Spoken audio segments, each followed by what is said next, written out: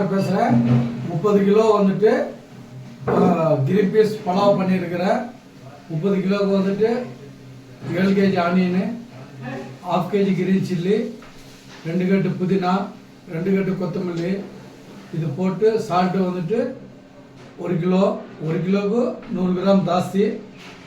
Oil வந்துட்டு 6 litre oil, key வந்து 1/2 kg key போட்டு நான் 30 கிலோ கீ இது பட்டாணி இது போட்டு பண்ணியிருக்கிறேன். கிரீன் பீஸ் பலாவ் அது நீங்கள் எங்கள் ஹோட்டல் பேக்கிங் இருந்துச்சு, அது பண்ணியிருக்கிறேன்.